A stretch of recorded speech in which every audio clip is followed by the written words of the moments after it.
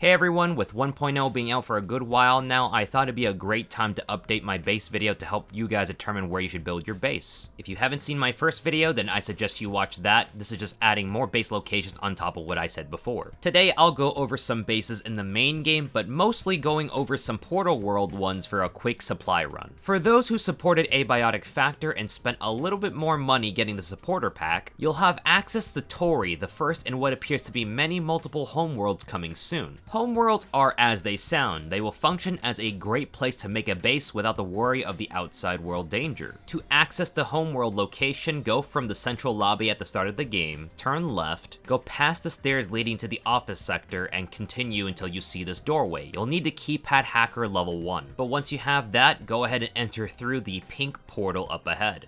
So far, Torii is the only homeworld available to players, and as you can see, it's inspired by Japanese culture for this location. This place is a very safe location. It's so safe, in fact, that a certain stalker friend will not appear here if you catch my drift. There are no enemies here, and they can only arrive via portal invasions, but you can prevent that with the crafting bench upgrade. And as you can see, it's a very peaceful location, very serene, relaxing. Traveling traders can make their way here, so don't worry about missing out on them. There is also a secret puzzle here that will require you to have a level 4 keypad hacker for you to solve. But don't fret about solving the puzzle, it really just opens up a small room downstairs with a statue that you can use for decor. Although I love the idea of homeworlds, I am just too attached to the other bases that I've already set up before, and I'm too lazy to move everything. This still serves as a great base location for players who do have the supporter pack though. I do want to go over some Portal World bases that me and my friend Chopsticks have made before. Now, I do want to say I don't recommend setting up your Portal World base as your main one, as when you're inside within a reset, it won't actually reset the resources inside, thus you won't get any free materials. But hey, play the way you want. The first location we have at Flathill is here at the second power cell. We set up a crafting bench and use a personal teleporter to quickly get to this location. It's free from danger and right next to a power cell, as well as some free materials right here for you to collect, such as pens,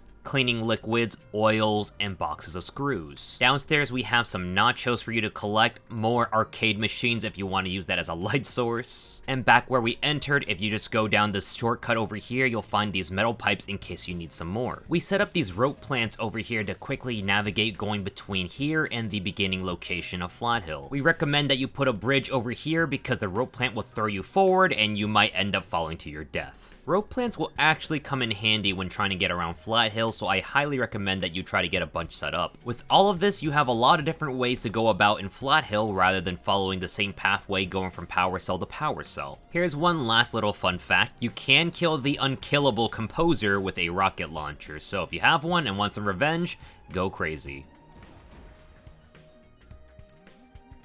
Okay, remember how I said earlier that you shouldn't set up a base inside a portal world? Well, there's one exception I will make an okay for. We're gonna make our way all the way to the lab's elevator where we head to the highest floor. This location can only be opened once you have the keypad hacker level 5. Once inside, you'll arrive at the appropriately named mirror world. You will notice some locked doors that you cannot open, just ignore these for now. Instead, make your way up the ladder and hatch, and you'll arrive at a very peaceful location. And this is all that Mirror World has to offer. No enemies, no fighting, just an open sky and relaxation. And as you can see, you can also put things on the grass. You're not limited to that one space in the center. There are no resources to collect, so you could stay here without worrying about resets. You are limited to just one power socket, so you're gonna have to use your plug boards and use your power carefully. It may not serve as a main base for most people, but it could be a nice side location for you to come and relax at. Personally, one of my favorite locations in the game, I sometimes just come here to chill. The next portal world that I'll feature here is in Night Realm, so you're gonna have to go brave the Reaper just a little bit so you can set up in Night Realm. Once you're inside, set up a crafting table near this little pond, and that's your base, that's it. You can fish here for the exclusive fish that only appears in Night Realm, and not too far away from the pond, if you follow my pathing, you'll find your way at the Night Realm throne. Now, if you're unsure and you may be thinking, why do I need to know where the throne is? Well,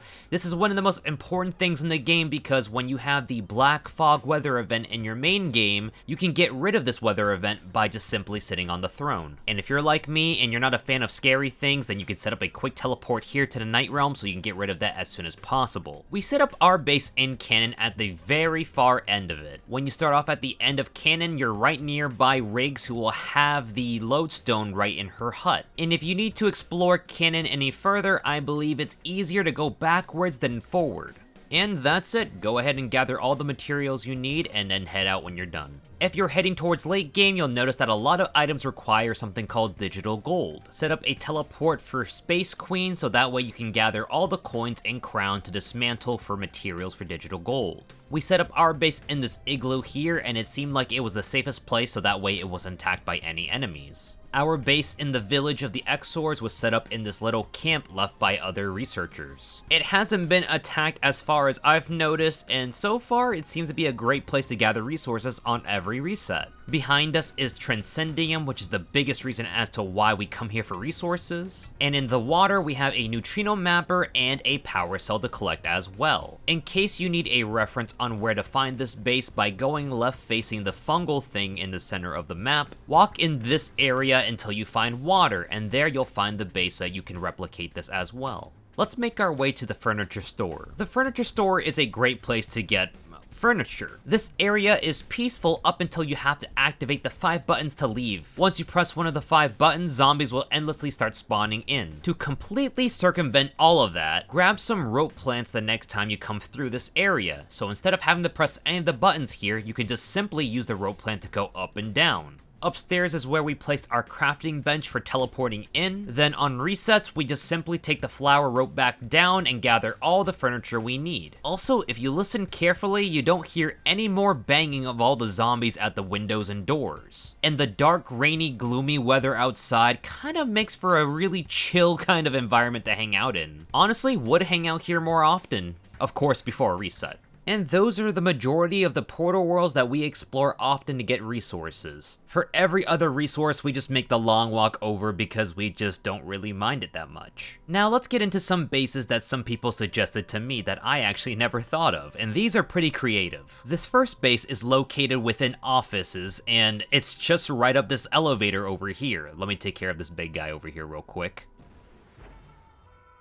I really love this rocket launcher. As soon as you walk into the cubicles and you see this kitchen area, right across you'll find the elevator. You can go up this elevator at really any point as soon as the game starts. A short ride up and you're already there. This is the base here, right above the cubicle area. There's one socket here, so grab your plug boards and other things so that way you can make use of the electricity for other products. And you may be thinking it's kind of weird that you don't have any walls to kind of put up to protect yourself, but this is actually a relatively safe spot. Enemies cannot simply climb up to you, so they're pretty much stuck down there and you can pick them off from afar with range if you wanted to. One of the more creative spots that I did not think of prior, and this is really a cozy spot if you want to just hide up from the enemies. Thank you for the suggestion, really good idea. Maybe I'll keep this in mind for a future playthrough base. This next location isn't really a full base tour because I went over this last time, but a quick update to this one because I didn't realize there's a huge add-on that you can take advantage of. Let's make our way over to the security office located in offices. This location I went over before, it's a really great spot, but here's a cool addition to it. If you repair this shutter with the controller, you can restore the powers back to the shutters and you can close this whenever you want to. Not only do you feel a bit more secure, but enemies cannot go through the shutters under any circumstance as long as it's closed. And yes, this also includes our little stalker friend, but he can still pass through if you've already aggroed him. If he's floating around, you're safe. Overall, an excellent base location. If you just want a base that will last you the entire game, this is it.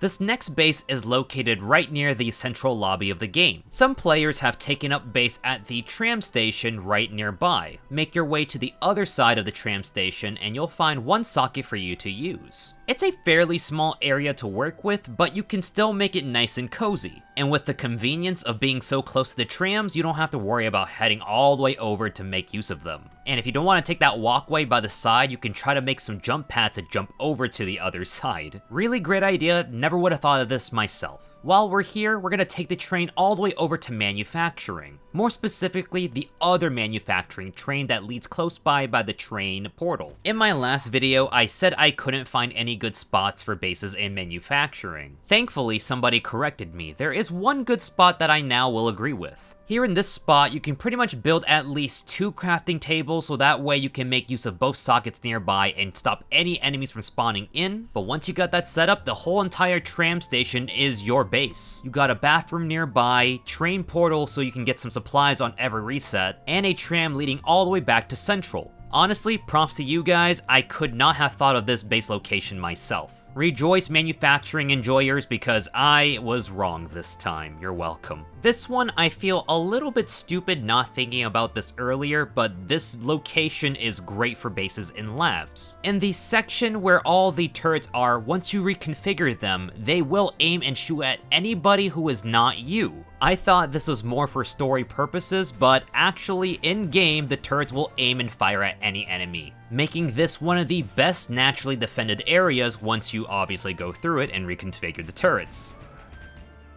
Yeah, I'm not gonna lie, it's really satisfying seeing your enemies get ripped up by the turrets instead this time. With this, all portal invasions will not be a threat because they'll get mowed down by any turrets nearby, so go ahead and set up anywhere where there's turrets that can defend you. There's a lot of spaces for you to set up, so you can kind of build wherever you want in this section, but personally for me, I would get rid of all the dead bodies first because they kind of make me feel uncomfortable, and you know, it's my base, it's my home, I want to make it feel comfy. The last base I want to feature here is all the way in power services. I remember seeing this location when I first went through reactors, and I was thinking, it's nice, but I don't want to make the move, but ultimately I did make the move and it was worth it. I had a friend tell me that they tried to set up here before, but it was a bit too small for them and their friends, but hey, if you have at least 2 people, it could be nice enough for you two. This is one of few places in the game that actually feels like some kind of living space or home, and it's really nice. In the middle section, we have all these storage boxes for us, and the kitchen here has all of the things that we need for a kitchen, so water, freezers, and soup making. Outside is our garden section. The area where the tram station is located, this is where enemies will spawn in during portal invasions. So you could set up traps here, but me and Chopsticks got lazy, so we just kind of fight them as they come. Maybe one day we'll set up traps. This next section over here is where we put our little friend and an extra plant space for him to have his fruits to restock his containment. Inside, there are at least 2 sockets for you to utilize, so you're gonna have to use your brain and use a lot of plug boards in order to make use of all the power. Next to the stairs, there's also an infinite water supply that you can utilize. The upstairs is where we made our bedrooms, and we sectioned things off with cubicles because we don't share beds like that. We're good friends, but not anything more than that. Sorry, Chopsticks. Outside the green doors to the left, past the fences, you can access this area. We haven't made use of it, but other people can probably use the space for something as well if they want to use this. And this whole last section over here is for bathrooms, and like I said, this whole place has basically everything you need for a home, and it feels very cozy and nice. And those are all the bases I have to show off for today. On our main world file, we made this place to be our final location for bases until Abiotic Factor updates some cooler locations. But me and Chopsticks agree that this is the best base location in Abiotic Factor. But I always like to be stand corrected, so if you know any other base locations that I haven't featured in my videos before, go ahead and drop me a comment. With that said, thank you guys for watching, and I hope you have a good one.